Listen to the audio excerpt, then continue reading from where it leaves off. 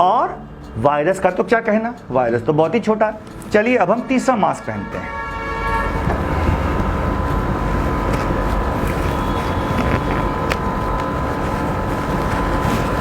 तीसरा मास्क, ठीक है।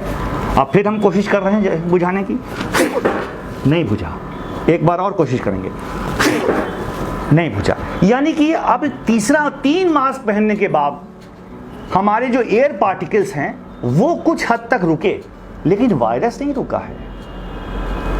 एयर पार्टिकल का जो साइज होता है वो 1 mm मान लीजिए, या 1 mm का 1/10 mm मान लीजिए, लेकिन वायरस तो 1,00,000 टाइम्स ऑफ 1 mm है।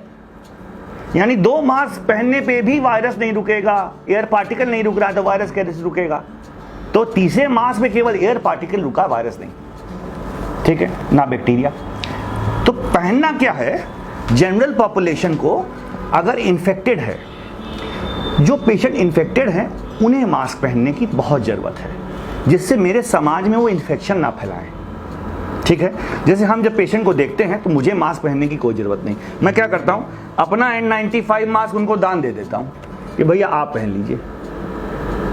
अगर मैं पहन लूँगा तो मेरी इम्यूनिटी डाउन होगी, क्योंकि फिर मैं कार्बन डाइऑक्साइड इनहेल करता रहूँगा, मेरी इम्यूनिटी डाउन होगी। तो मैं ये मास्क कभी नहीं पहनता, अपने पेशेंट को गिफ्ट कर देता हूँ कि आप बेटा पहन लो, ठीक है। तो हाँ, तो उससे ये होता है कि वो मुझे ट्रांसमिट नहीं करता, मैं हो गया सेफ, और पेशेंट ने अगल बगल इन्फेक्शन नहीं फैलाया। इसीलिए हमारे मोदी जी कहते हैं मास्क पहनो।